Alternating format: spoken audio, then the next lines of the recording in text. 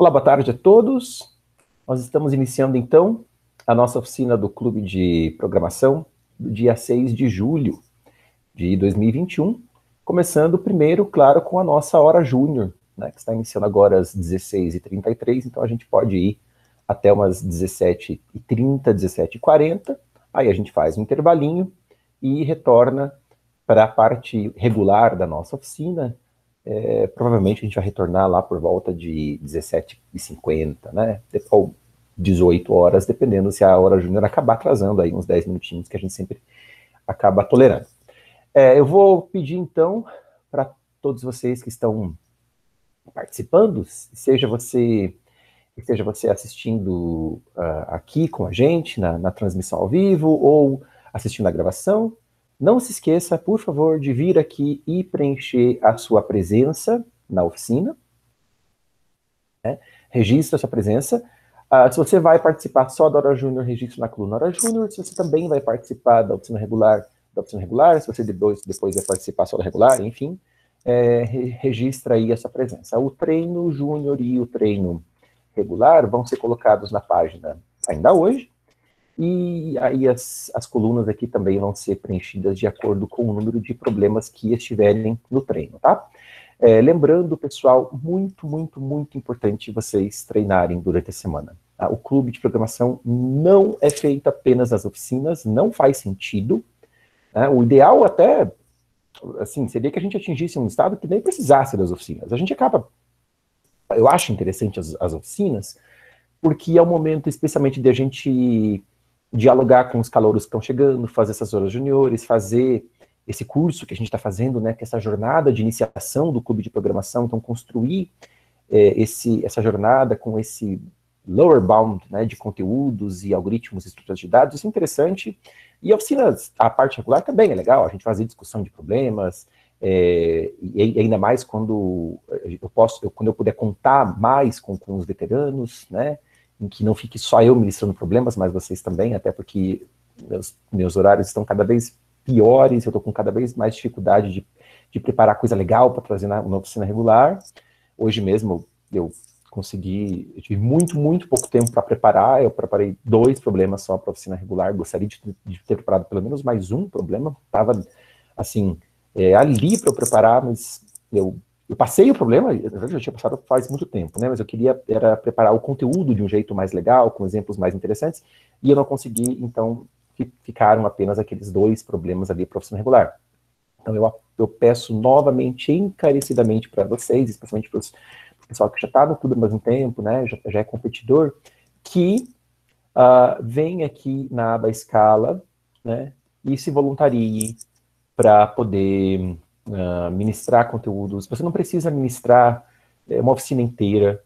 Às vezes, coloca lá, sei lá, daqui 2 semanas vai ministrar um problema. Um problema legal que você tenha feito, que tenha passado, de um conteúdo bacana.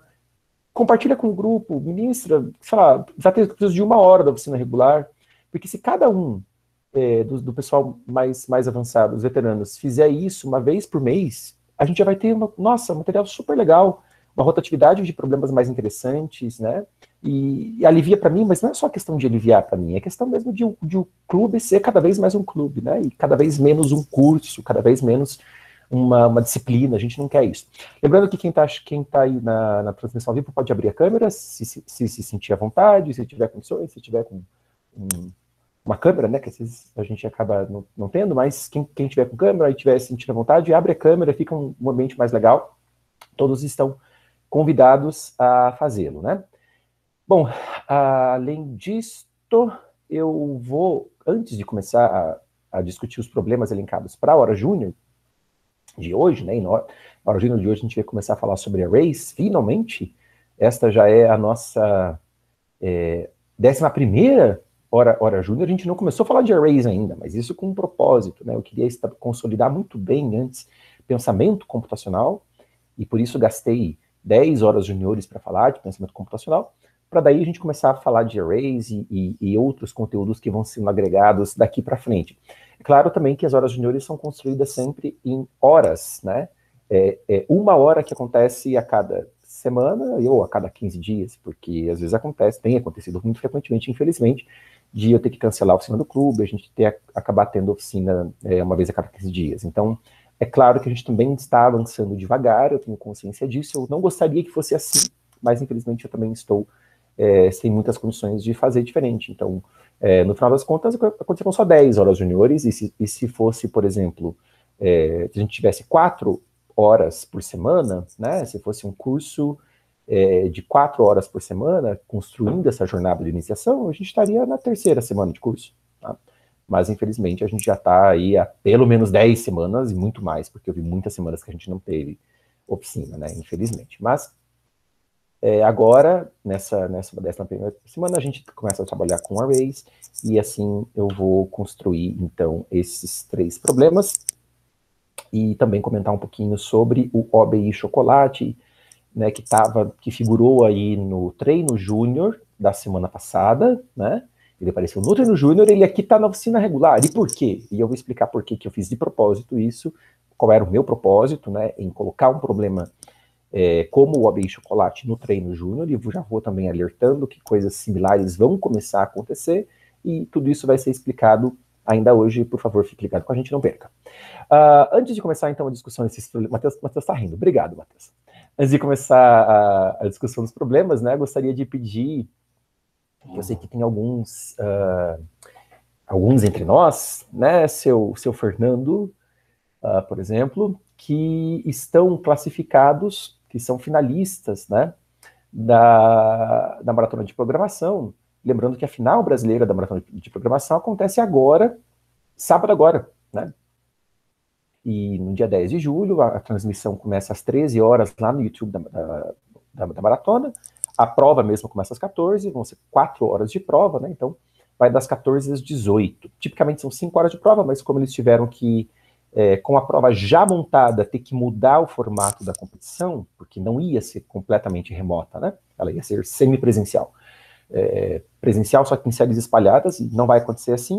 Então, para que os times não tivessem vantagem a mais do que aquilo que era previsto, né, porque no modelo tradicional é uma máquina por time, então agora os times vão ter 3 máquinas para poder trabalhar. Então por isso que eles reduziram 1 hora de prova também, para compensar isso e não criar mais distorções do que o mínimo inevitável, né, eu diria assim.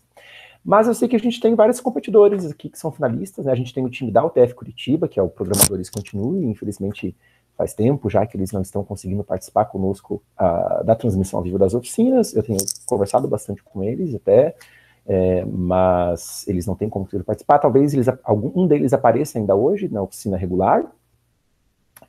Deixa eu ver se não tem ninguém, né? Não, eles não, nenhum deles chegou ainda. Acho que eles vão aparecer na oficina regular, de acordo com o que eles falaram para mim. Mas eu sei que tem o pessoal da UFPR, que está classificado, né? O Fernando ali. Que mais? Ô, Fernando, tem mais alguém do teu time aí classificado? Aqui não. Aqui não, né? Tá, que é o Shall Not Stay. Da UDESC tem... O pessoal da UDESC pode ver com a gente. Quando que é essa prova? Sábado agora, a final Sabadão? brasileira. Isso. Vai ser transmitido? Vai ser transmitida ao vivo no canal do YouTube da Maratona. Tá? Então, com narração. Com narração, né? A gente tem o Emílio e o Leonardo. O Leonardo foi meu aluno de graduação lá em Chapecó, na FFS. Eu fui coach do time dele na primeira vez que ele competiu, primeira ou segunda vez que ele competiu com Alisson e Ketley, inclusive. Na primeira vez que Alisson e Ketley competiram, mas depois ele voltou para Passo Fundo, porque ele passou fundo, né, não em Chapecó, e aí foi para a UPF e continuou competindo lá pela UPF. E o Emílio foi meu colega, né, em Chapecó. Quando eu deixei o clube de programação lá em Chapecó para vir para Curitiba fazer doutorado, o Emílio que assumiu o clube de programação lá e se tornou o coach dos times da UPS, né, que antes era eu, e aí eu passei a bola para ele e fiquei bem feliz assim, de ver os dois se envolvendo aí com o Comitê Nacional, né, e fazendo essa parte da transmissão dos eventos da Maratona no YouTube, né, que o Emílio que é o responsável, e o Leonardo é o youtuber da Maratona, né, o cara que faz narração ali e comenta os times, os balões e tal. Estão fazendo um trabalho muito legal, muito divertido. Parabéns aí Aos dois. Bom, então eu gostaria, já que a gente já tem então um finalista, da UDESC não tem ninguém com a gente agora? Da UDESC pode meter com a gente, dos finalistas? Não? Acho que não. Então, Fernando, é você. Eu gostaria que você desse umas palavras aí pro pessoal que está com a gente na Hora Júnior, né? Tanto o pessoal que está assistindo a gravação, quanto o pessoal que está aqui agora. E, assim, de motivação mesmo, né? Contando um pouco como é que você está em relação à sua ansiedade com a prova, né? Eu, sinceramente, Fernando, desejo para vocês da UFPR não menos sorte na prova do que eu desejo para o nosso time aqui da UT, de coração mesmo, assim como não menos sorte que eu desejo para o time da UDESC, se eles estiverem assistindo a gravação ou se entrarem depois, porque eles também estão participando aqui com a gente. Então, que vocês todos consigam fazer uma excelente prova e se divirtam muito. É realmente o desejo do meu coração. Parabéns mesmo pela classificação a todos vocês. Vocês estão representando a nossa região aqui do sul do país muito bem nessa prova, e eu estou realmente muito, muito orgulhoso de todos vocês. Então, Fernando, por favor, sinta-se à vontade para abrir o seu microfone, falar um pouco de como é que você está se sentindo, o que você tem para recomendar para os calouros, para os iniciantes em programação competitiva, né, o que eles devem fazer para um dia chegar na final brasileira e até ir além. Enfim, por favor, a palavra é toda sua. Fique à vontade. Quero sair inspirado, hein, Fernando? Então, assim, para chegar, para você passar da subregional e depois passar da final, né? Faz algum tempo que a universidade não passa, não passa da final para o mundial. Exige muito treino, exige uma concentração assim que tem que ser feito praticamente todo dia, toda semana, mas a gente tem que lembrar que não é um trabalho feito do dia para a noite. Eu tô quase terminando o curso, vou terminar acho que ano que vem, e ainda não tô no meu ideal ainda. Isso ainda tá um work in progress. Então, o que eu recomendo para todo mundo assim é treinar, não precisam se esforçar demais, digamos assim, mas sempre pegar e sempre tentar, porque não nasce, realmente não é uma coisa que você faz da noite pro dia, e o seu melhor vai demorar assim anos para acontecer. O pessoal da maratona brinca que depois de 4 anos que você vai ver só o resultado de treinar todo esse tempo. Então, tem até uma margem assim para vocês desistirem agora, depois voltar. Digamos assim, não é uma coisa. E que cada um tem seu tempo, né? Às vezes tem pessoas que fazem muita coisa em um ano, tem pessoas que fazem muita coisa distribuída em 3 anos, 2 anos. Então, não se preocupem se tudo parece muito difícil. Melhora com o tempo. É só isso que eu tenho para dizer mesmo. Fernando, muito, muito obrigado. Legal mesmo, olha, bem bacana. O Fernando, ele falou uma coisa que eu sempre tenho batido muito aqui nessa tecla no clube de programação, que é, assim, a evolução constante, né, eu diria. Eu sei que muitos de vocês têm seus contextos, suas histórias, seus afazeres semanais, né, e uma coisa que eu acho muito triste, infelizmente, que eu tenho acompanhado na planilha ali do clube, é que muita gente mesmo não está fazendo nada semanal, né? Sendo que o clube, ele é pensado para ser oficinas e treinos, as duas coisas juntas. Não dá para a gente pensar no clube só como oficina. E isso é muito ruim, porque não importa que você passe um problema por semana, sabe? Que você estude uma coisa por semana, mas o importante é acontecer alguma coisa, você não fica parado. Nem que, puxa, eu só tenho, sei lá, 2 horas por semana para pensar no clube, para olhar os problemas, para estudar algo novo. Mas é muito importante que alguma coisa você faça, tá? Mais vale a pena esses pequenos passinhos que vão sendo dados, mas constantemente, né, toda semana, alguma coisa vai acontecendo, do que você ficar totalmente parado, zero, né? Então, é realmente algo que eu acho importante, e pensar também, assim, poxa, os treinos são colocados ali, e muitos deles têm os helps, na oficina regular, né, no treino júnior, a gente não tem um help, porque o treino ele é pensado justamente para vir uma oportunidade de você praticar as coisas trabalhadas na hora júnior, mas no treino regular a gente tem, então, os helps, e nos helps você sempre consegue identificar aqueles assuntos que você não domina muito bem ainda, que você nunca viu, que você nunca estudou. Então, se você tem pouco tempo para estudar, se você tem pouco tempo para praticar, pega um problema que envolve alguma coisa que você não sabe. É alguma coisa nova que você nunca estudou, alguma coisa que você... que também, claro, não pode ser uma coisa assim que esteja muito, muito além do seu nível, entre muitas aspas, porque senão você não, né, vai acabar perdendo tempo e não vai nem entender o assunto, nem conseguir desenvolver nada, nem passar, né? Oi? Problema do chocolate aí.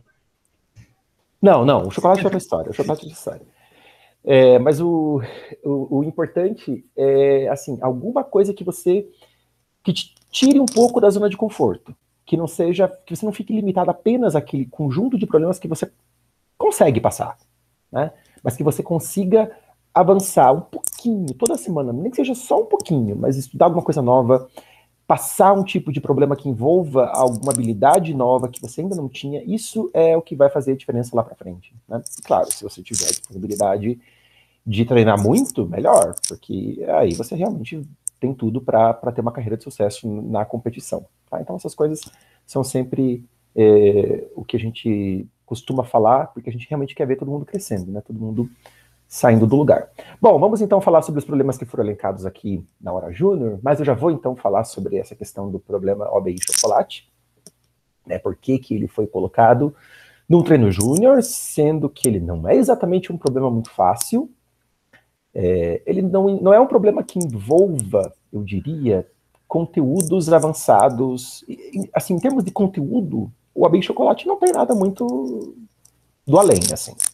Não tem conteúdos muito especializados que precisassem ser estudados para desenvolver o problema. Ele é um problema que eu até classificaria como ad hoc. Né? Ad hoc significa, em tradução meio livre aí do latim, para a própria finalidade. Né? São esses problemas assim em que a solução do problema está inerentemente amarrada com a própria definição do problema e que não envolve nenhuma meta-estratégia, nenhuma meta-heurística, nem meta-algoritmo, nenhum conteúdo mais guarda-chuva. Tá? É um problema muito... o importante de problemas assim é você entender bem a natureza combinatória do problema, quer dizer, a estrutura combinatória do problema, e esse entendimento só é possível através de pensamento computacional. Né? Então, aquelas mentes que estão mais habituadas e mais hábeis e mais treinadas em pensamento computacional conseguem enxergar a estrutura combinatória que o problema tem. E dessa estrutura já tirar uma solução ad hoc. Tá? Então, claro, e aqueles ainda que não estão mergulhados mesmo em pensamento computacional, que ainda não conseguem muito bem pensar computação, né, a sua cabeça ainda não está bem com um pensamento de lógica, de programação, aí a pessoa acaba não conseguindo fazer, não consegue enxergar a estrutura do problema e não consegue resolver, porque a solução do problema vem do próprio enxergar, né, do próprio olhar para a estrutura do problema, enxergar a estrutura do problema e dali extrair uma solução. O objetivo de um desafiozinho assim, na hora júnior, eu diria que são vários objetivos, né? O primeiro tirar um pouco o pessoal da hora júnior também da sua zona de conforto, assim, colocar para eles problemas que eles não vão conseguir resolver, mas que na tentativa de resolver eles podem aprender muita coisa, eles podem inclusive ir atrás de coisas novas e se deparar com coisas novas e aprender alguma coisa, né? E outro é também a gente conseguir, de algum modo, motivar pessoas, né, motivar o pessoal aqui do clube a estruturar melhor o pensamento computacional. Tá? E por isso, claro, daí esses problemas que um ou outro desafiozinho assim, mais elaborado, que vai sendo colocado nos treinos juniores, que não envolva conteúdo, né, esses conteúdos guarda-chuva, conteúdos muito avançados, mas que exija mais pensamento computacional, eles vão sendo colocados nas horas juniores, a partir já dessa que aconteceu, com o Oba e Chocolate e das outras semanas, e depois a gente vai trazendo para a discussão desses problemas mais ad hoc na oficina regular, justamente porque essa exposição diversificada para problemas assim, né, que são problemas difíceis, eu diria, não, pelo menos não muito fáceis, mas ainda assim ad hoc, a exposição a diversos problemas, né, essa diversidade na exposição faz com que também a gente vá mergulhando nesse estilo de pensar e vai moldando mesmo o nosso jeito de pensar e enxergar as coisas, que é o de mais valioso que a gente pode ter num treinamento em programação. Eu não estou falando de programação motiva, falando de treinamento em programação mesmo, né? Se tornar um bom programador está intimamente relacionado à capacidade de pensar computação, de ter o pensamento estruturado em matemática discreta, né, em pensamento discreto, em pensamento computacional, pensamento que consegue olhar para o problema, enxergar a estrutura combinatória do problema e dali muitas vezes extrair uma solução, ok?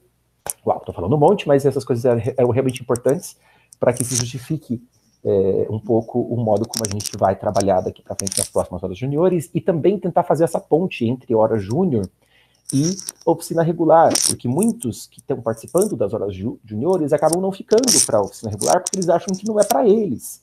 Eles acham que não estão no nível ainda. Né? E eu quero cada vez mais desconstruir esses mitos e que a gente tenha esse conceito do nível, como eu já falei, às vezes cada vez mais fluido, né? Que não haja camadas e castas aqui no clube de programação, mas que todo mundo tente participar de tudo, né? Tanto os experientes da hora júnior quanto o pessoal da hora júnior do treino regular, porque mesmo aqueles problemas na oficina regular que você não entendeu nada, porque você não tem aquele conteúdo ainda, pelo menos a exposição àquilo vai, de certa forma, também moldando o seu pensamento, e quando você for estudar aquilo vai fazer sentido para você e vai ser mais produtivo. Eu acredito muito nisso, eu acho que isso dá muito certo. Então, também forçando aí um problema da hora júnior, de um treino júnior indo para a oficina regular, é um jeito de forçar as pessoas também a participarem da oficina regular, porque elas vão estar curiosas sobre a resolução desse problema. Tá? Então, todo mundo fica para a oficina regular depois, porque a gente vai discutir esse problema OAB e chocolate. Bom, vamos lá. Vamos começar a discutir agora os problemas que foram elencados para a nossa hora júnior. Eu vou tentar conduzir a nossa hora júnior a não mais do que 17h40, com uns 10 minutos aí de folga, em relação a 17h30, né, para a gente poder depois fazer um intervalo e começar a oficina regular. O primeiro problema que eu queria trazer aqui para a oficina, para a hora júnior de hoje, é um problema que eu já tinha colocado. Gente, travou a minha máquina. Vocês estão me ouvindo? Sim. Sim. Ok. Eu não consigo mais dar Alt Tab e voltar, ou Ctrl Tab, né, e voltar para a aba. Onde vocês estão? Acho que travei legal. O mouse travou. Estamos te ouvindo, pelo menos. O mouse travou, meu teclado travou, tudo travou. Putz, que saco. Eu acho que você vai de base, hein? Como vocês estão me ouvindo ainda, eu acho que ainda está sendo gravado. Mas eu vou explicar por que esse problema está aqui. Ele já foi colocado numa hora júnior anterior, não tinha dado tempo na ocasião da gente abordar esse problema.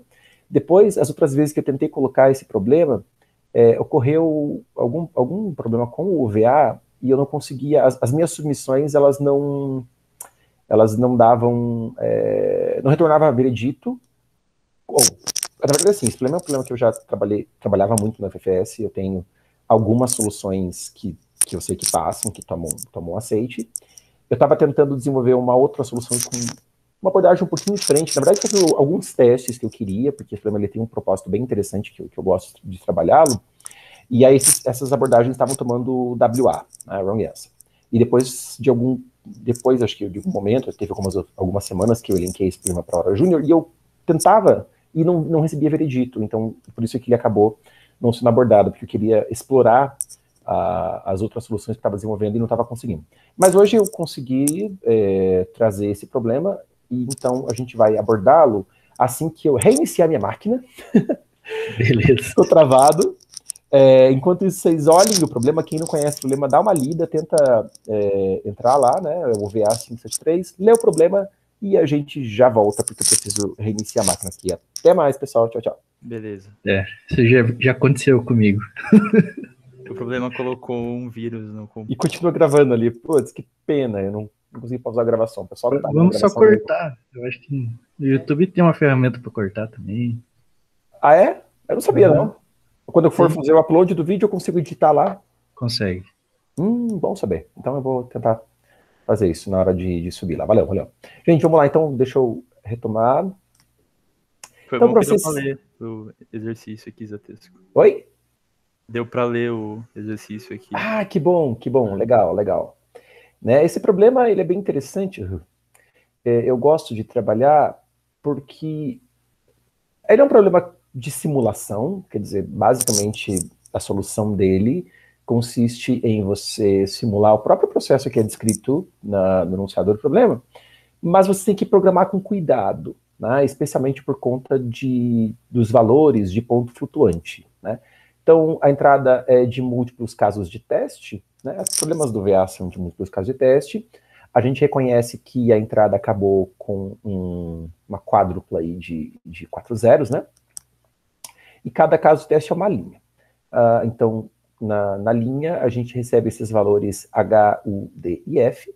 H é a altura do poço que o caracol precisa escalar, né? Ele começa sempre no fundo do poço.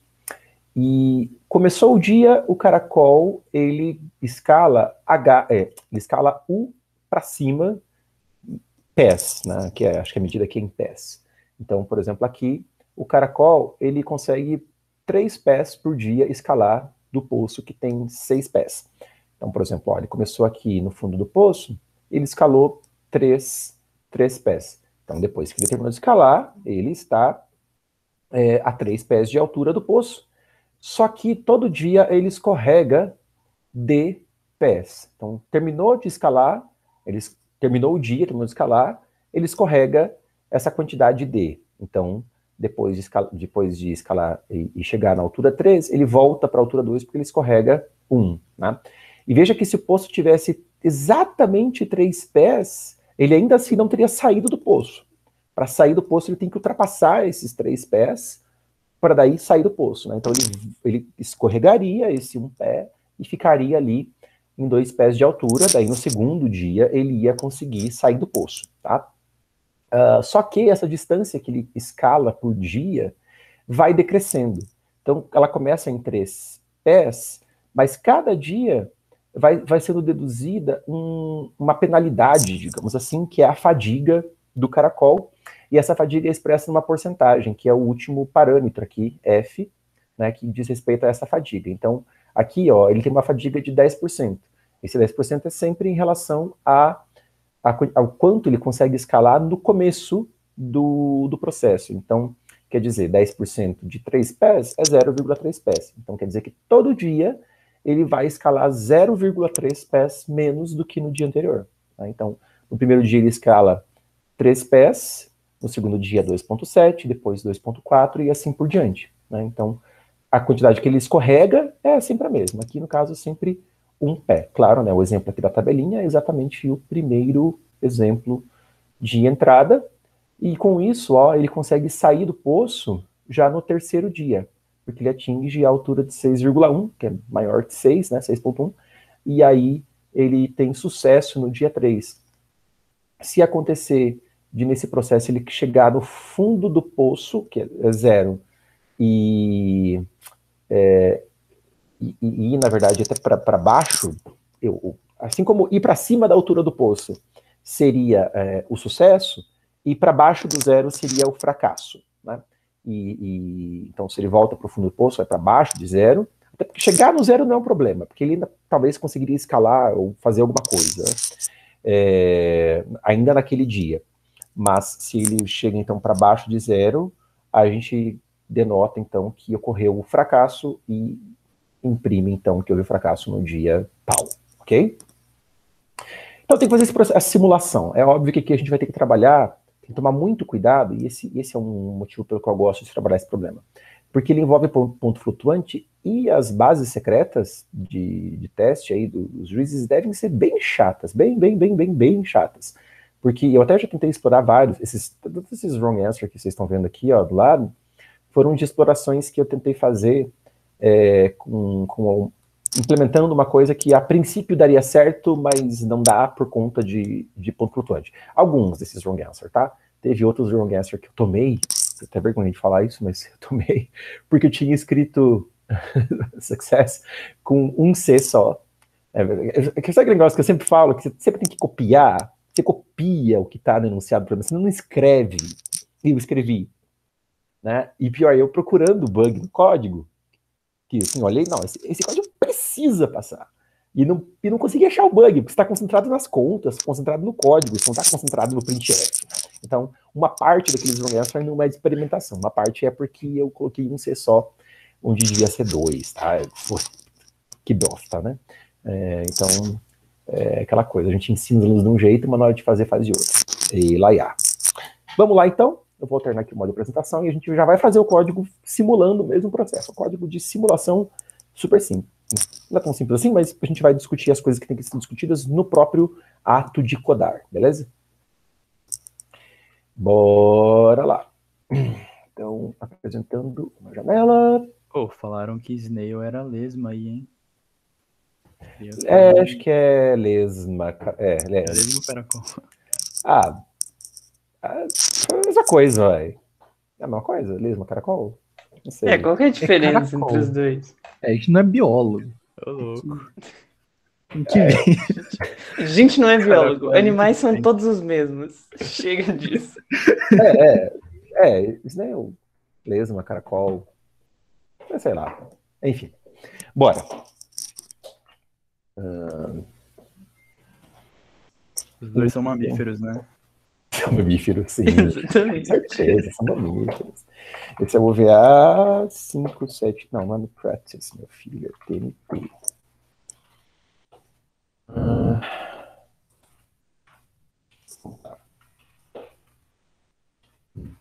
Começar, como eu estou na hora júnior, ainda estou usando o cabeçalho do C, mas a gente já vai conversar sobre isso daqui a pouquinho.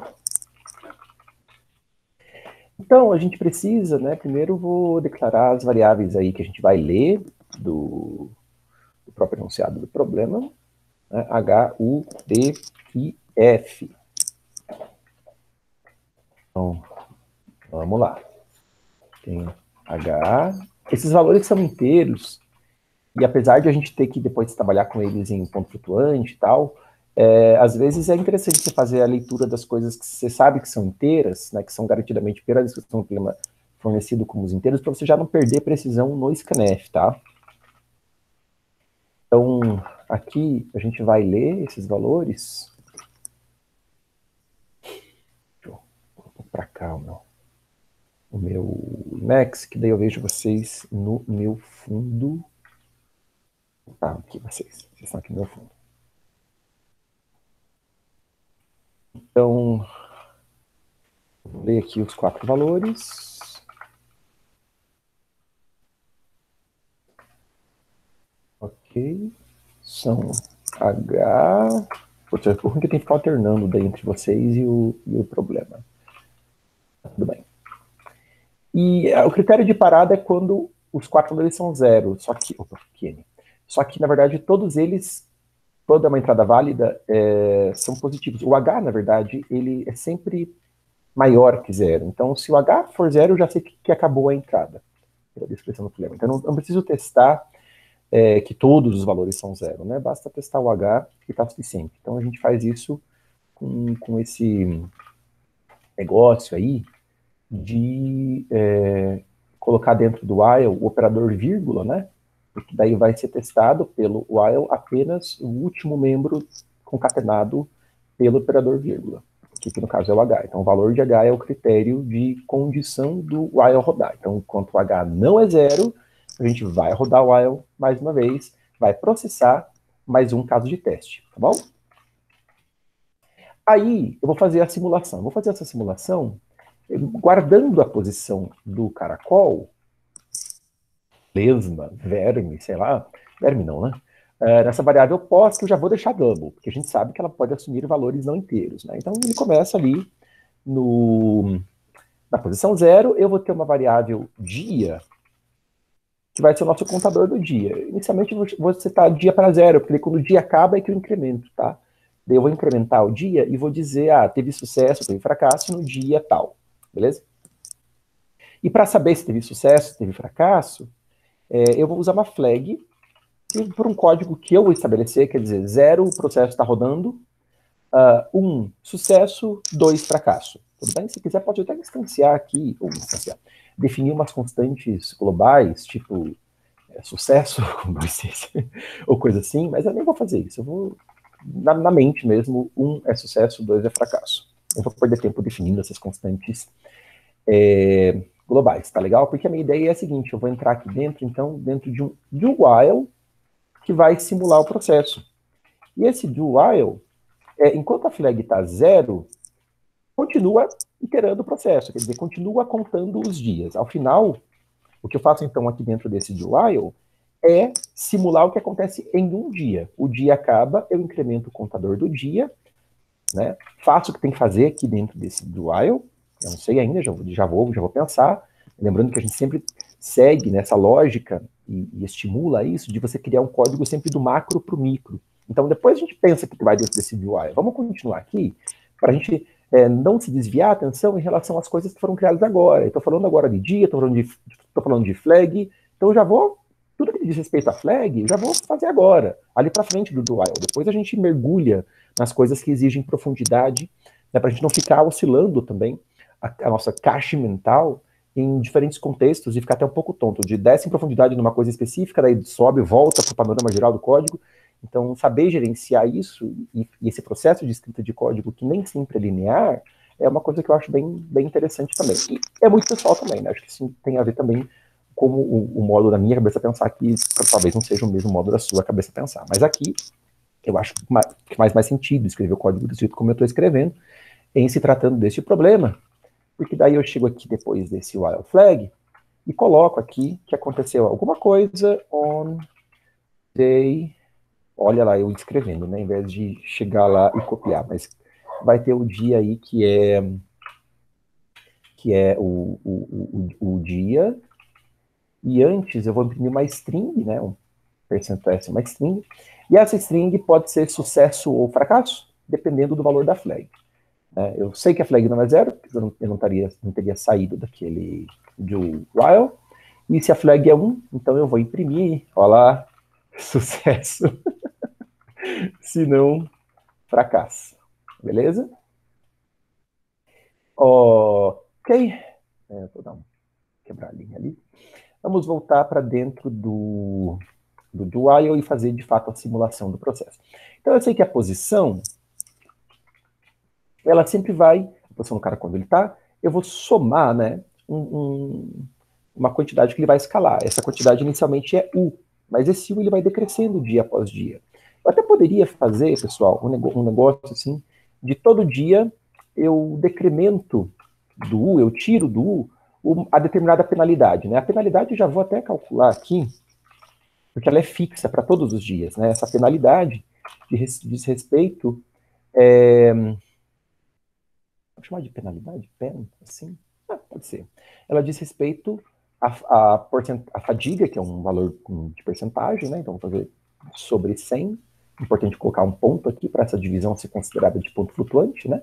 Isso aqui é um valor de ponto flutuante e está identificado porque um dos operandos é de ponto flutuante. É um double, porque eu coloquei aquele ponto ali.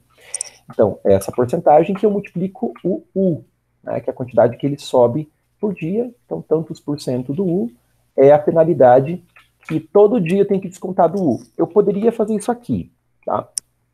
Eu vou chamar a atenção para vocês não fazerem isso, especialmente nesse problema, que é um problema chato, que os valores de ponto flutuante estão muito apertados nos casos de teste do juiz, porque esse U, ele pode ser grande, o problema, acho que nem limita esses valores, na verdade.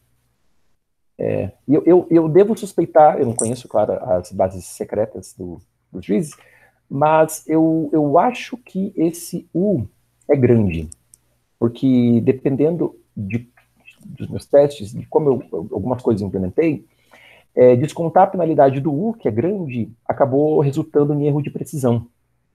A gente sabe que a precisão do ponto flutuante, ela é quanto melhor, ela é tão melhor quanto menor for o valor. Então, para valores pequenos, a precisão é grande. Se você quer valores grandes, você começa a perder a precisão. Então, talvez lá pelo enésimo dia, que a quantidade que ele escala às vezes é muito pequenininha, começa a dar problema. Então, ao invés de eu decrementar essa penalidade dia após dia do tanto que eu vou subir, e se eu quisesse fazer isso, inclusive, eu teria que trocar aqui o tipo do U, ele teria que virar double, porque ele está como int no momento, né? O que eu vou fazer, na verdade, é o seguinte, eu vou criar uma variável temporária, double, e vou fazer o U menos a penalidade. Tudo bem que o U é int, né? Mas a penalidade já é double, então isso aqui já vai ser double. Então esse TMP é o tanto que eu tenho que descer, é o tanto que eu tenho que descer, não, é o tanto que eu tenho que subir por dia, tá legal? E a penalidade é o que eu vou incrementar dia após dia. Então, o que eu vou fazer é o seguinte. Penalidade, então acho que eu vou começar com 0 e vou renomear esse int f com underline, assim, ó. E aqui eu vou criar uma variável double f, olha a gambiarra, né? Que é a correspondente double do int f, só que já em percentagem sobre o u, tá legal? Porque daí, ó, o que eu vou fazer? Essa penalidade, eu vou todo dia aumentar ela de f. Então, f vai ser essa quantidade fixa de fadiga que se incrementa todo dia, né? Acumulando sobre essa variável penalidade, e aí eu vou lá e tiro a penalidade do U, tá bom? E esse TMP, então, é o quanto que eu precisaria, essa variável temporária, que a princípio seria para saber quanto que eu preciso escalar dia após dia, ok? Aí o que tem que fazer... Oi, Exato, pode falar. pode explicar o que é a penalidade de novo? Eu não saquei ainda. Então, a penalidade é o tanto que eu preciso descontar do U. O U é o que ele conseguiria escalar todo dia, tá bom? Mas, só que eu tenho que fazer um desconto sobre esse U dia após dia. Então, a penalidade é o tanto que eu estou descontando do U, para saber naquele dia quanto que o caracol vai subir. TNP é o tanto que o caracol vai subir, ok? Essa penalidade, ela começa com valor 0, mas todo dia eu incremento ela de f. F é esse valor que eu calculo já no começo, fixo, né? Que é sobre o U a porcentagem f, ok? Que é a fadiga do caracol. Inicialmente a penalidade é 0, porque no primeiro dia, né, ele sobe cheio, U, mas depois, que nem no exemplo lá, é 2.7, 2.4, 2.1, e assim por diante. A penalidade vai se acumulando, e eu preferi fazer assim porque eu tenho uma variável que é pequena, que vai crescendo, ao invés de pegar um valor grande e ir subtraindo, entendeu? Para eu aproveitar melhor a precisão do ponto flutuante. Ok? Beleza? Estão comigo? Beleza. Valeu. Imagine. Então aqui, né, o que eu teria que fazer é pegar a posição do caracol e incrementar desse TMP, tá? Só que chega um momento que o caracol, esse TMP é desprezível. Ele talvez deveria até ser considerado 0, só que ele não fica sendo considerado 0, às vezes por erro de precisão de ponto flutuante. A gente tem que tomar muito cuidado com o 0 em relação a ponto flutuante, porque às vezes tem uma coisa que é representada lá em 32, 64 bits, double 64 bits, né? Que não é 0 na representação, mas que deveria ser considerado 0. Então, por isso, eu só vou permitir, de fato, fazer esse incremento sobre a posição se esse TMP não for desprezível. Quer dizer, se ele for maior do que um epsilon que eu vou estabelecer, e eu declaro, né, esse epsilon globalmente como sendo 10 a menos 9. Então, se é desprezível, cara, então é porque já a penalidade já se acumulou tanto que já descontou, já zerou o meu U. Eu nem vou mais subir. Né? Não importa que no ponto flutuante tem uma coisa lá que até não parece 0, mas isso para não deixar que esses erros pequenininhos se acumulam dia após dia, e daqui a pouco o caracol está subindo mais do que deveria, sendo que ele não estaria subindo, ele na verdade estaria parado. É o pior. Também tem a questão de que conforme a penalidade vai crescendo, eu vou descontando o U, daqui a pouco o U fica negativo. E o U nunca fica negativo, assim, se o U zerou, acabou, né?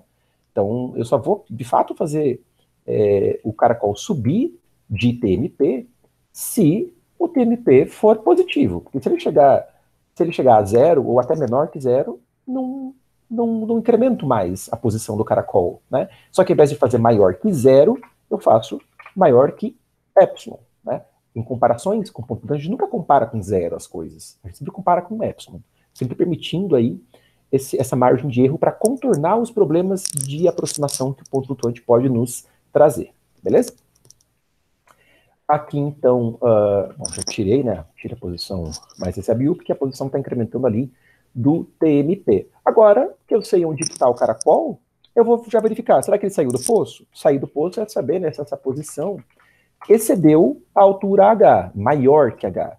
De novo, comparação e ponto flutuante, a gente tem que levar em conta sempre um erro, né? Então, ao invés de fazer maior que H, o que eu vou fazer é maior que H mais epsilon. Né? Ele tem que exceder o poço.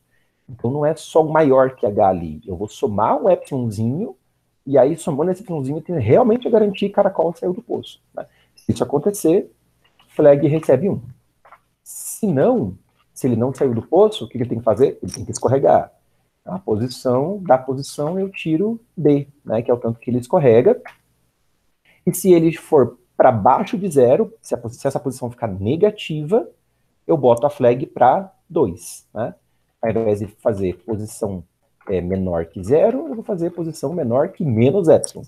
Porque às vezes, sei lá, ficou negativo, mas esse negativo é o menos zero do ponto flutuante, né? Ou é um valor desprezível, que não é que ele teve fracasso naquele dia, é só que ele chegou no fundo do poço. Então o fracasso não aconteceu nesse dia ainda, talvez aconteça no próximo, né? Então por isso eu vou pedir que essa posição seja menor que menos epsilon, aí realmente aconteceu o fracasso, tá bom? Então eu gosto desse exercício justamente para poder trabalhar esses cuidados de programação quando a gente está falando de ponto flutuante, quando está cuidando de ponto flutuante, quando está fazendo comparação com ponto flutuante. Eu acho esse exercício realmente muito, muito bom.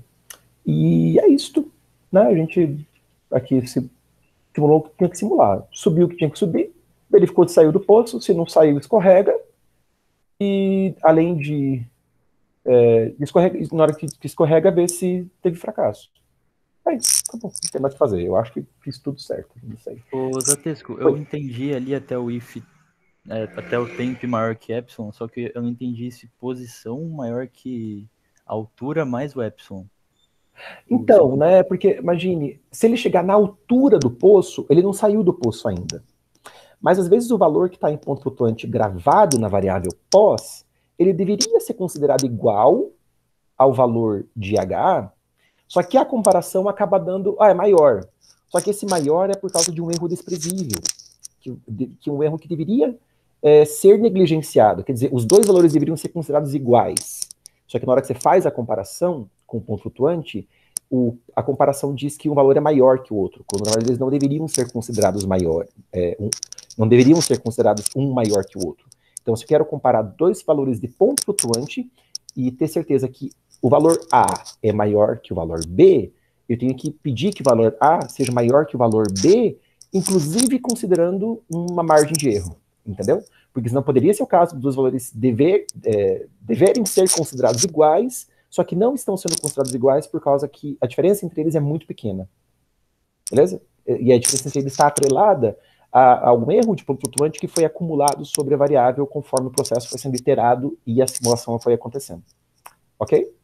Beleza. Eu pensava que esses erros de ponto flutuante só aconteciam no Python só. Não, ponto flutuante, velho. Você tem a precisão, você está sujeito a ela, né? E dependendo das frações aí, tipo, né? Pô, um terço. Um terço não dá para representar exatamente ponto flutuante, né? Porque a gente está pensando em uma representação que é composta por potências negativas de 2. Então, essas coisas, os erros vão se acumulando, ainda mais processos assim. Processos de simulação, em que toda iteração vai acontecendo um errinho, daqui a pouco esse errinho já não é mais um errinho. Tá? Então, tem que tomar muito cuidado com isso. Deixa eu já trocar aqui o modo de apresentação para a gente compilar e testar, que já são 5h30. Tudo bem, não tem problema não. A tela inteira. Professor, Oi, e de pode falar. onde que você tira esse epsilon? Porque eu já vi epsilons diferentes e, sei lá, não parece um processo trivial para mim. Parece muito que é só na sorte. Acho que para maratona, 10 a menos 9 é um epsilon seguro, no sentido de os juízes teriam que ser muito, muito sacanas se exigissem, se configurassem bases de dados com epsilon menores. Eu nunca vi, mas não posso dizer que não tenha acontecido. Acho que para maratona a galera costuma trabalhar bastante com epsilon como sendo 10 a menos 9, mas na vida real, acho que, pelo menos em programas que a gente faz na academia, né, às vezes com investigação científica e tal, a gente costuma usar 10 a menos 16, 10 a menos 15 como o valor de epsilon, assim, de errinho. A gente pede um errinho maior. Mas isso vai depender também do contexto da aplicação. Eu acho que para competições de programação, 10 a menos 9 é o que eu estou acostumado a ver por aí, todo mundo usando. Os Halim falam, inclusive, do 10 a menos 9. Eu acho que é um valor suficientemente razoável, né, pensando que qualquer coisa que exigisse maior precisão que isso seria um pouco de sacanagem também dos problem setters, tá bom? Beleza, obrigado. Nada. Tem problema que é muito chato com isso. Que é meio mal formulado, eu diria. Daí você tem que ficar vendo. Porque assim, o juiz, o problem setter, enxerga uma solução envolvendo só inteiros e ele vai, assim, fazer de tudo para soluções com double não passar. Às vezes tem os problem setters que são bem, bem chatos mesmo. Então vamos lá. Eu tô compilou. Eu vou montar uma entrada aqui. Gente, como teve a questão de eu cair, né, travou a máquina, etc., a hora júnior hoje eu vou fazer um pouco mais longa, tá? Até porque a gente na hora regular não vai ter só aqueles 2 mas eu vou fazer uma 1,5 hora júnior hoje, tá? Vamos até às 18, beleza? Queria deixar os outros problemas para outra semana. Opa, olha só, deu ruim. O que eu fiz errado aqui? Não parou.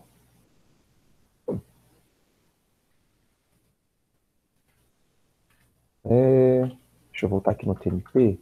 O TNP tá certo. Quer dizer, a entrada tá montada certo. Aqui, eu tô lendo os valores inteiros, enquanto H roda. Engraçado que ele deu loop no print. Se fosse para dar loop em algum lugar, daria loop dentro aqui, né? Tá aqui dentro. Fiz de errado.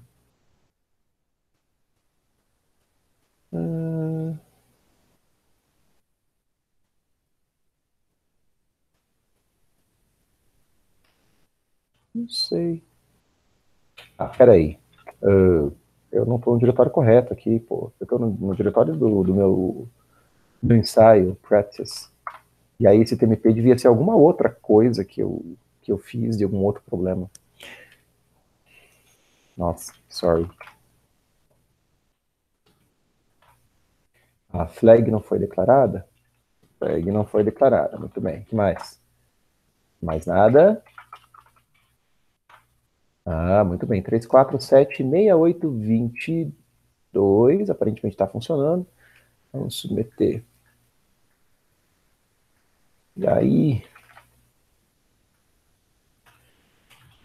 faz esse código parecido com o que eu tinha feito no ensaio, sabia? Porque eu fiz hoje, então o negócio tá preso na cabeça. E aí o Virtual Judge não gosta. Eu odeio isso. Às vezes acontece esse erro no Virtual Judge. Ok? Vamos lá?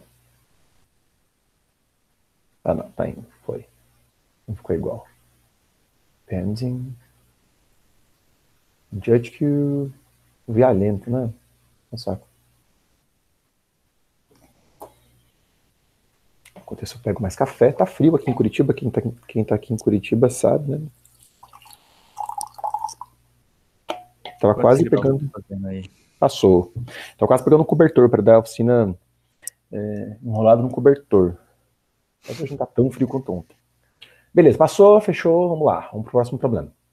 Então, gente, a partir do próximo problema, a gente vai começar a trabalhar com arrays aqui no clube. É claro que o conteúdo de arrays, eu não vou cobrir exaustivamente, como seria coberto num curso introdutório à programação. Aqui a gente está fazendo uma introdução à programação competitiva. Então, apesar da gente falar lá no começo, né, a gente aceita todo mundo desde a hora Júnior 1, todo mundo mesmo que não sabe programar, mas a gente também quer que as pessoas, à medida que entram no clube de programação e vão interagindo com o grupo, interagindo no Telegram, as horas júniores vão passando, vão acontecendo, a gente quer que as pessoas também aprendam mais sobre programação por conta mesmo, estudando materiais na internet. Aqui na página do clube a gente elenca alguns livros, e eu já falei sobre esses livros, inclusive, lá na hora Júnior 1, né? Por exemplo, aqui o livro do Zell, de Python. Esse livro é ótimo para quem está começando a programar, para entender com mais calma como funcionam arrays, como funcionam laços, essas estruturas condicionais, né? Apesar de ser um livro de Python. Acho bem legal. Então aqui a gente, de certa forma, passa por cima de algumas coisas, mas assim, sabendo que não está de fato ensinando aquele conteúdo como se a pessoa realmente não soubesse nada. Então, eu sei que vocês já devem, nesse bastidor do campeonato, saber alguma coisa sobre arrays. Então, eu vou só realmente passar por cima do conteúdo, né, só para dizer que eu não falei. Um array é uma seção contígua de variáveis do mesmo tipo de memória. Vamos ficar com essa definição mais simplificada. Então, por exemplo, se eu declaro lá em C++, tá, um array do tipo int, por exemplo, como um array do tipo int com 10 posições, né? Um array estático, é alocado na memória, então 10 seções, uma seção contígua de 10 posições com tamanho correspondente a variáveis do tipo int, né, quer dizer 4 bytes, são alocadas na memória, e a indexação de cada uma dessas posições é feita através da sintaxe abre colchete, coloca o índice da posição que você quer e fecha colchete. Então, as posições são sempre indexadas a partir de 0, né, em C/C++. Então, aqui, como o array tem 10 posições, as posições são de 0 a 9. Ok? Então, posso tratar A indexado por um inteiro, né, que indexa uma posição do array. Eu posso tratar isso como se fosse uma variável do tipo int e fazer coisas como a posição i recebe 5, né, então isso vai ter o efeito de lá na posição i do array eu colocar o valor 5, ou então até pegar uma outra variável x do tipo int e fazer a recebe i.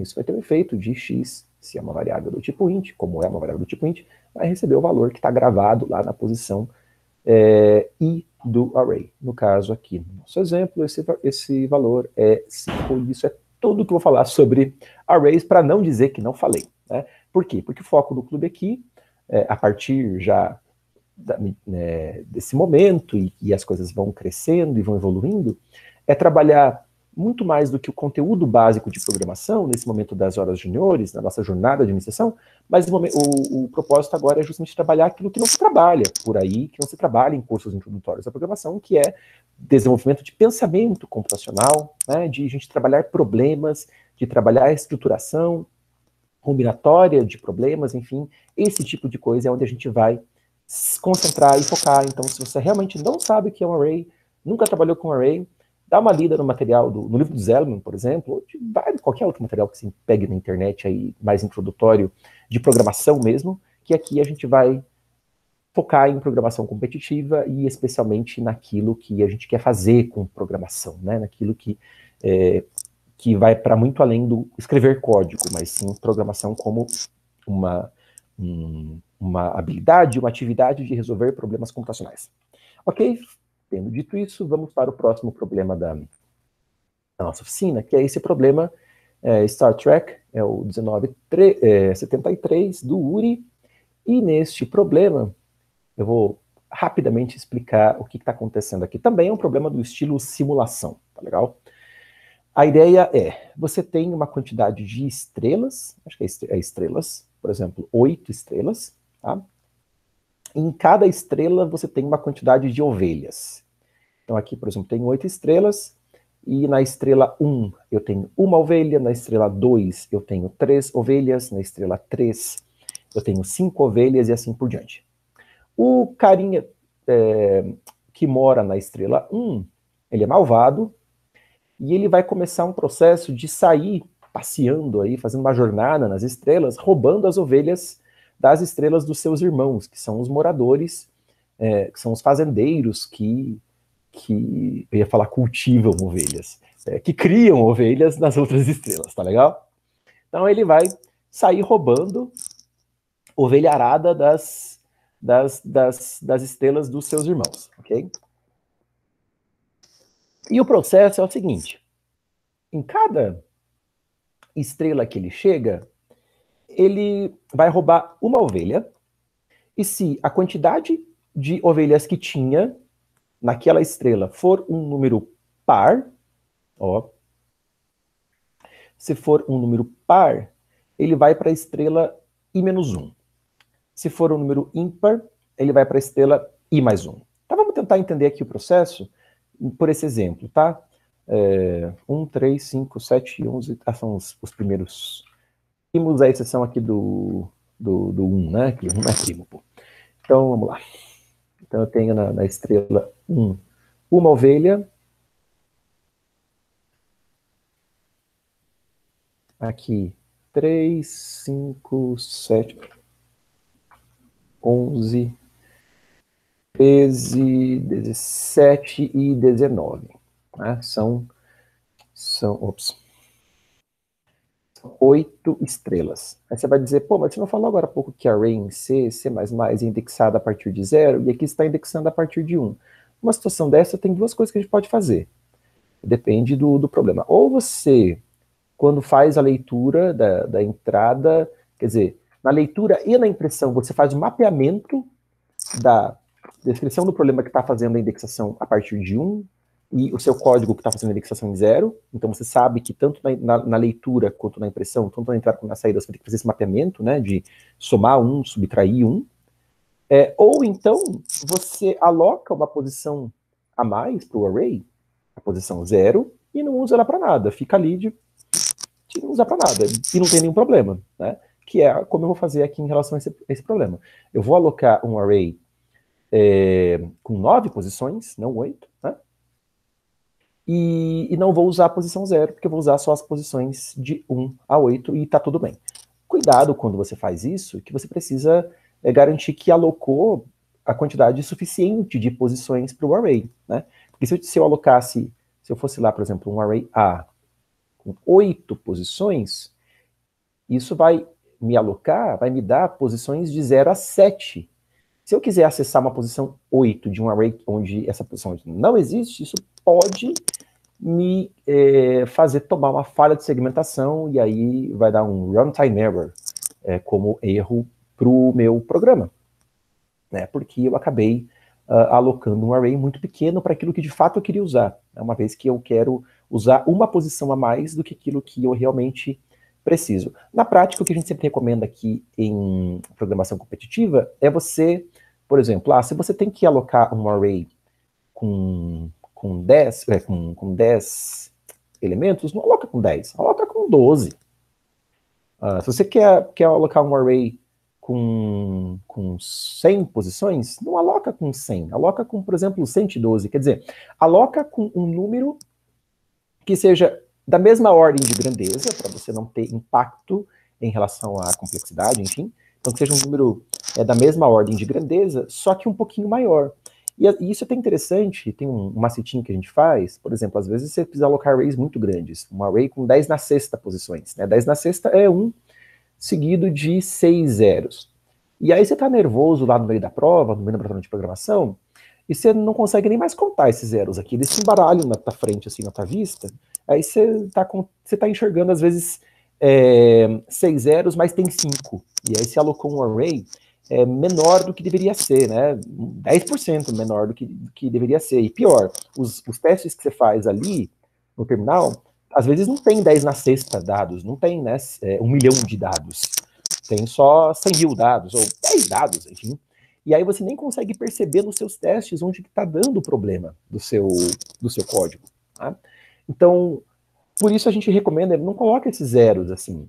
Se a ideia é colocar um número que seja um pouquinho maior, só que ainda na mesma ordem de grandeza, que tal a gente então colocar um 1, e aí ir contando os zeros, ó, 1, 2, 3, 4, 5, 6.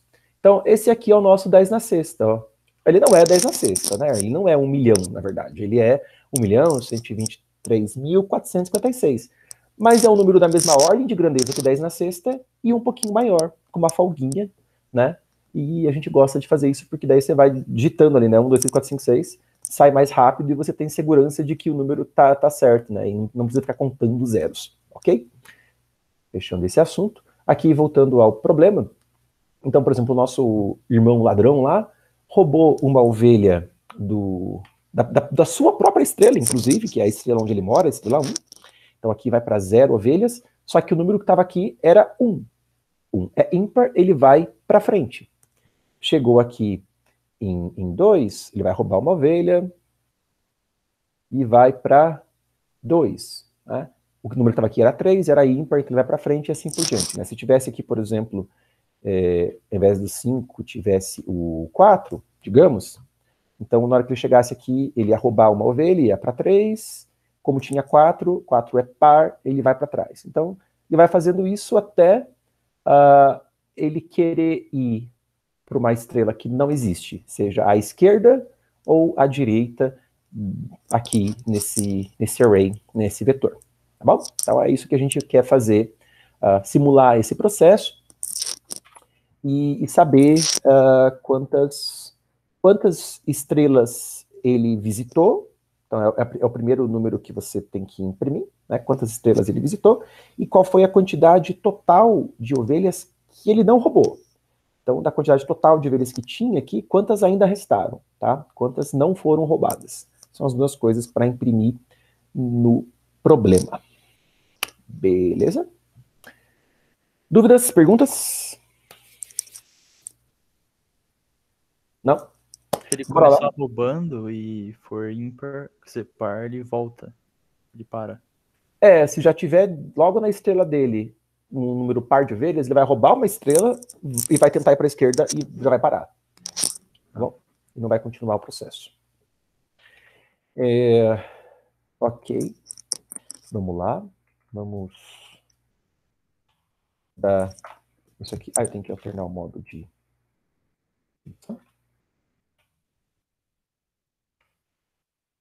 Perco vocês no meu fundo. Não é a tela inteira. Uma janela.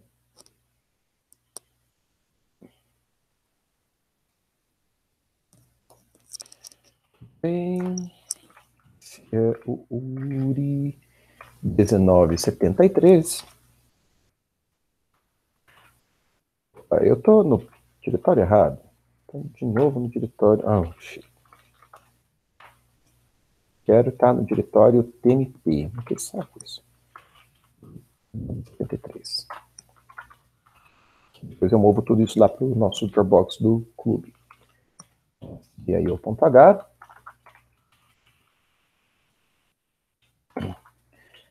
O primeiro número que é lido da entrada é esse número N, que é o número de estrelas que eu tenho. E aí eu vou proceder com a leitura dos elementos do meu array A. O array A é grande, né, 10 na sexta inteiros, e então eu já vou deixar ele global, porque às vezes querer ter variáveis tão grandes, querer ter... eu tenho a impressão de que nenhum número vai ser repetido tantas vezes. Sim, dá mesmo para simular. Eu sabia que vocês iam fazer essa pergunta. Dá mesmo para simular? Sim. Vocês estão com o questionamento correto. Tá? Imagina que você tem uma situação em que o ladrão fica indo e voltando, roubando ovelhas das estrelas, roubando uma a uma até se esgotarem. E como você tem 10 na sexta posições, cada uma com 10 na sexta ovelhas, isso potencialmente, a simulação, né, como ele vai roubando as ovelhas de uma a uma, essa simulação ela poderia ser da ordem aí de 10 na 12 passos, certo? E 10 na 12 passos você não vai conseguir simular isso computacionalmente. É grande demais esse número de operações para serem realizadas. E só que isso não acontece. Não tem como você ficar preso e ir roubando as ovelhas, justamente porque quando você passa por uma estrela, você altera a paridade daquela estrela. Bom, deixa eu tentar fazer a prova aqui para vocês. Por que não é possível isso?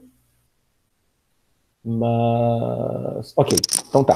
Se você, você passou por uma estrela, alterou a paridade dela. Então, se você passar de novo para aquela estrela, você vai na outra direção. Só que se você voltou para passar nessa estrela na outra direção, é porque alguma estrela para frente te fez voltar. E quando essa estrela para frente te fez voltar, você alterou a paridade dela. Então, quando você passar de volta e for lá para aquela estrela que foi a responsável por fazer você voltar, não sei se estou me fazendo muito claro, mas essa estrela vai ter trocado a paridade, então você não vai voltar mais. Você vai só ir para frente. Tá legal? Então, isso para dizer para vocês que com isso você tem um número esperado constante de vezes para passar por cada estrela. Eu sei que você precisa... Oi? Você passaria no máximo 2 vezes no vetor. No máximo 2 vezes por cada posição do vetor. Sim. E não um número quadrático de vezes, por exemplo. Tá? Então, essa é a indução, é a intuição que dá para fazer. É um pensamento que está correto, tá? Vocês pensaram, foram certeiros em pensar nisso. Pô, será que dá para simular? Mas dá para simular. A gente realmente não passa mais de 2 vezes por cada posição, então não tem problema de fazer a simulação. Beleza? Ok? Beleza. Muito bem. Certo. Então, tá... Onde eu tô? Tá aqui.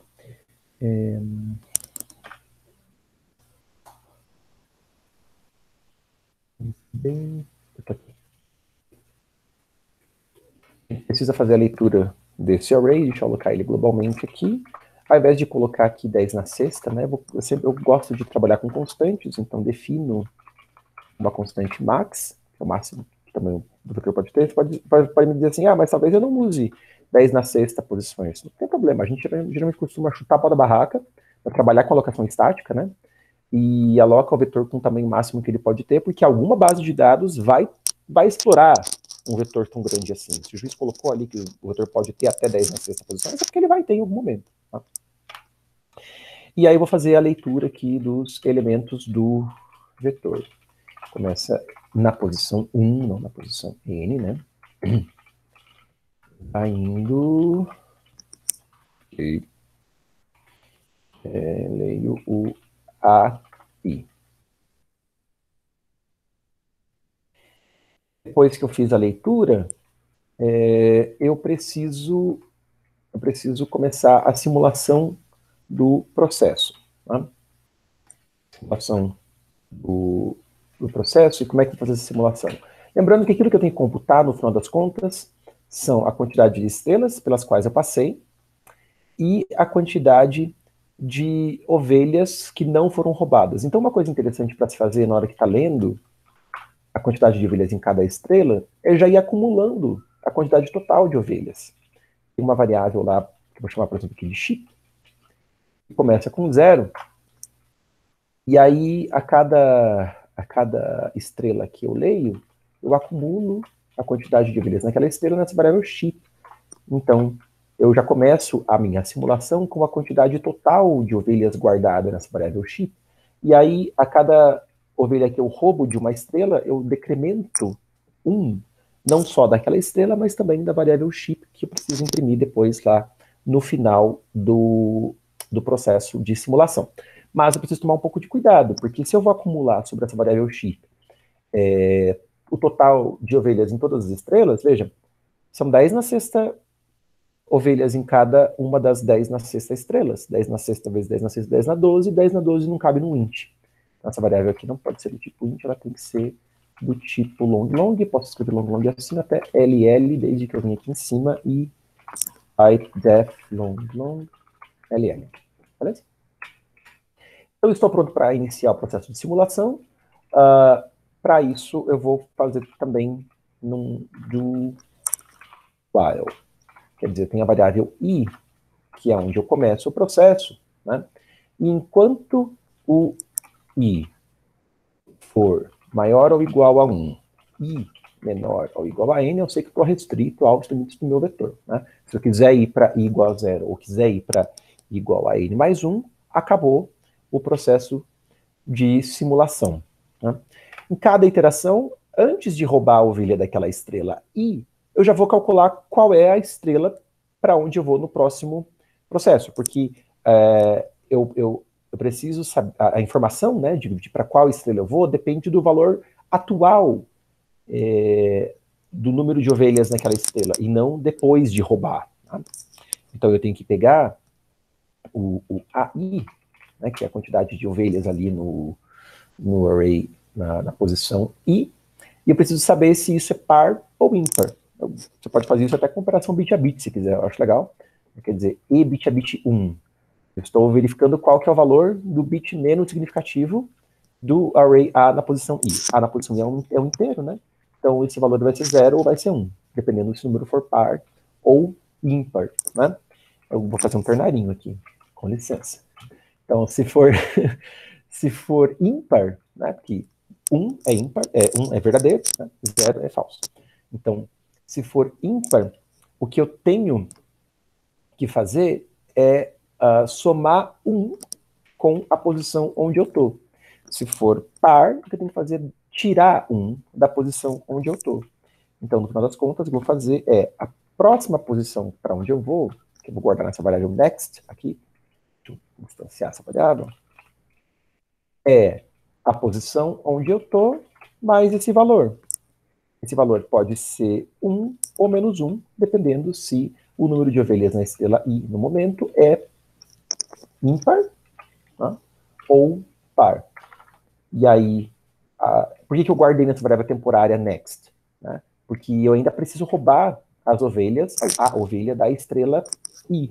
Eu preciso chegar lá no AI e tirar uma ovelha, assim como tirar, né, uma ovelha do total de ovelhas. Quer dizer, eu ainda vou usar essa variável i, por isso que eu guardei o valor da próxima estrela nessa variável next, porque daí eu chego aqui no final e faço i, recebe next, para a próxima iteração. Tem que tomar um pouco de cuidado nesse processo simulatório, porque pode ser que a estrela onde eu estou já não tenha mais ovelhas. E se ela não tem mais ovelhas, eu não posso decrementar e ficar com um número negativo de ovelhas, né? Então eu só vou fazer isso se eu ainda tenho ovelhas na estrela AI. Se o valor em AI é diferente de 0. Aí eu decremento o valor da variável A posição I, assim como o valor da variável chip que guarda o total de ovelhas. E é isso. Eu não tenho mais nada para fazer aqui na simulação, agora é só imprimir. Acho que tem mais uma coisa, né? Eu preciso saber a quantidade de estrelas pelas quais eu passei. E não basta apenas eu ter um contador aqui, porque eu posso passar por uma estrela mais de uma vez, né? E eu só posso contar uma vez cada estrela pela qual eu passo. 18 horas. Vou terminar esse programa daí, eu vou encerrar a hora júnior. Então, eu acho que um jeito interessante de fazer isso, de você controlar quais foram aquelas estrelas pelas quais você passou, é você ter um array, um outro array de flags, por exemplo. Uma flag para cada posição. Você inicializa com 0 em todas as posições. Você pode fazer isso com um forzinho, do tipo flag na posição I recebe 0, então estou atribuindo 0 para todas as posições do array flag, né? Ou, então, você pode usar até a função main set, eu gosto da função main set, que inicializa esse array, colocando 0 em todas as posições. Cuidado quando você usa a função main_set para array que é do tipo int, tá? Você só pode usar a função main_set para array do tipo int quando o valor que você quer colocar em todas as posições é 0 ou é -1, tá? Senão, não. E isso tem a ver com o fato de que main_set a rigor é para array de char, não array de int. Char tem 1 byte, int tem 4 bytes, então aqui o que vai acontecer é que esta quantidade de bytes, que é size of flag, né, essa quantidade de bytes, vão receber este valor constante. Se é 0, tudo bem, porque os 4 bytes da representação de 0 em int são 0. Se é -1, tudo bem, porque os 4 bytes da representação de -1 em int é -1. Agora, qualquer outro valor, aí já daria o comportamento inesperado, ok?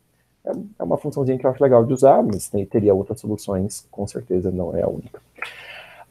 E aí, com esse array de flags, eu posso chegar aqui dentro desse while, se eu estou passando pela posição I para roubar uma ovelha ali, então flag I recebe 1, quer dizer, levanta a flag naquela posição. Isso estava levantado. Se estava levantado, já estava levantado, está levantando de novo, não vai fazer diferença, né?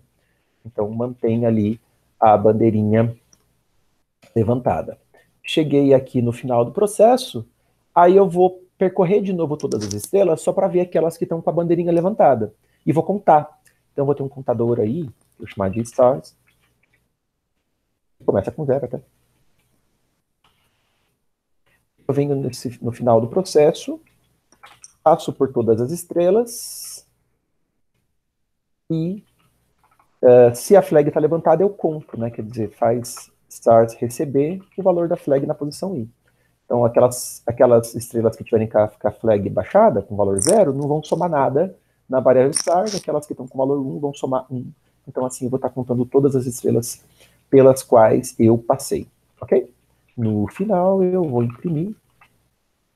Tem que imprimir primeiro a quantidade de estrelas, que é um int, e depois a quantidade de ovelhas, que é um long, né? Long é %LLD. Acho que é isso. Eu olhei nessa parte, eu acho. O que é o next igual a i mais aí a operação de bit aí? Isso aqui é um ternário, quer dizer, a estrutura macro aqui é um valor, vai ser 1 ou -1. Porque eu tenho que somar a variável i, é um valor que é 1 ou -1. Esse valor vai ser 1 ou -1, dependendo do resultado deste teste. Esse teste é apenas para testar se esse valor aqui, o valor dessa variável, é par ou ímpar. Porque eu estou, na verdade, pegando o operador e bit a bit, né? Que é o 1 exponencial só, com 1. Então eu estou olhando para o último bit, para o bit menos significativo, esse valor aqui. Números pares tem bit menos significativo igual a 0. Né? E 0 é considerado falso em C++. Números ímpares tem o bit menos significativo iguais a 1. 1 é considerado verdadeiro. Então, se o que eu estou fazendo aqui, na verdade, é testar se essa variável é ímpar. Se ela for ímpar, eu vou pegar, então, o valor 1. Se ela for par, eu vou pegar o valor -1 para ser somado à variável i. Beleza? Beleza. Entendi. Mas se você quisesse fazer algo do tipo... mais elegante do que usar módulo. Não é mais elegante. É questão de jeito de programar. Se quisesse fazer i mod 2 igual a 1. Beleza? Tudo bem. Sossegado. Para maratona, isso aqui não é o tipo de coisa que faça diferença. Tá? Você programa do jeito que for melhor para você. Ok, vamos lá, vamos compilar, testar, porque a gente já está mega estourado no tempo da hora júnior. Sorry, guys. Tela inteira. Sem problema, professor. Estou compartilhando meu screen. Certo. Cadê meu terminal? Tá aqui. Esse é o URI 1973. Opa. Tem um monte de erro. Vamos resolver um por um. main_set, sim. Main_set é uma função da string.h E aí chegou o momento em que eu não quero mais ficar toda a função que eu uso, que precisa de uma biblioteca, e lá em cima incluir a biblioteca.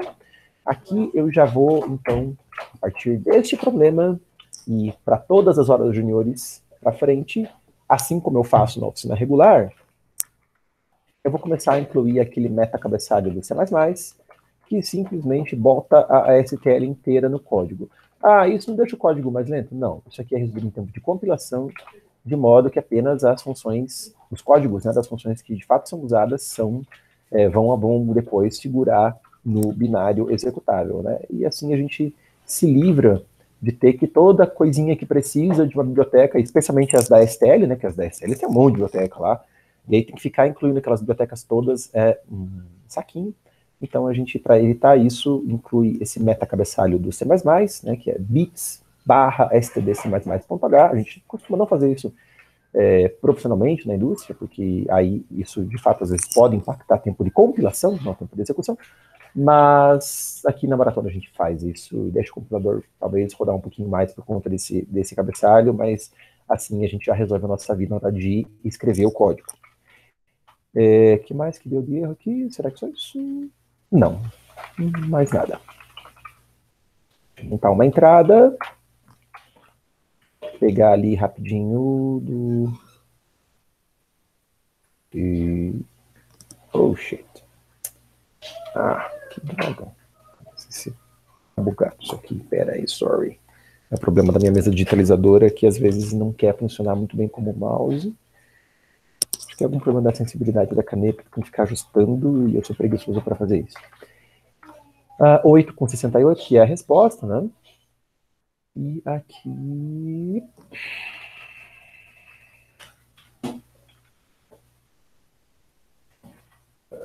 Ok.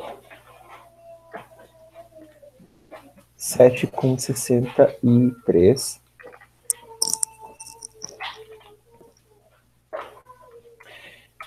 Vamos lá.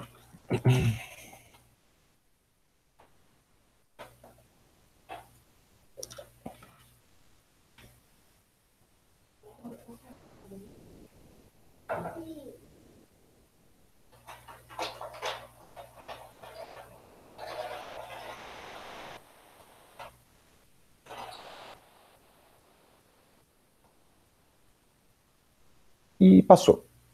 Beleza, pessoal? Ok, a gente encerra aqui a nossa aula júnior. Ainda eu queria fazer esse problema URI 1578. Deixa eu ver. Ah, sim. Esse aqui não tem problema, ele vai ficar para a próxima aula júnior mesmo. Eu não vou mover ele para a oficina regular de hoje, porque deixa eu começar a trabalhar com arrays bidimensionais. Na próxima aula júnior, então eu vou fazer esse problema para trabalhar com arrays bidimensionais, e a gente vai começar a trabalhar também, a se aprofundar em algoritmos que usam arrays, né, para os problemas de ciência da computação, para os problemas da combinatória, relacionados a talvez uma das áreas mais importantes da combinatória, que é a teoria dos números. Então, existem vários algoritmos, dos mais antigos, inclusive, da história da humanidade, né, algoritmos simples, como o algoritmo de Euclides, o algoritmo de Eratóstenes, né, que são algoritmos que tipicamente são trabalhados, às vezes, até em cursos introdutórios de programação. Eu, por exemplo, quando leciono Introdução à Programação, Programação 1, algoritmos, dependendo aí do nome dessa disciplina na universidade onde eu costumo trabalhar esses algoritmos, que são algoritmos simples, e que são bons exemplos de algoritmos que não precisam de grandes recursos de linguagem de programação para ser implementados, mas que são muito poderosos e têm um papel muito importante na história da programação, na história da combinatória, e já nos ajudam também a ir desenvolvendo o pensamento computacional, tá? Então a gente vai começar a trabalhar também esses algoritmos já na próxima aula, que vai então tratar de arrays bidimensionais, próxima hora, Júnior, arrays bidimensionais e introdução à teoria dos números, que inclusive é um tópico, né? A teoria dos números é um tópico que está aí no syllabus do ICPC, faz parte dos conteúdos que são cobrados na maratona de programação e alguma coisa também até na OBI. 18h10, a gente vai fazer 15 minutos de intervalo, pode ser? Então, 18h25 a gente volta para a oficina regular. Até logo, pessoal. Até mais. Tchau, tchau. E eu vou interromper a gravação aqui.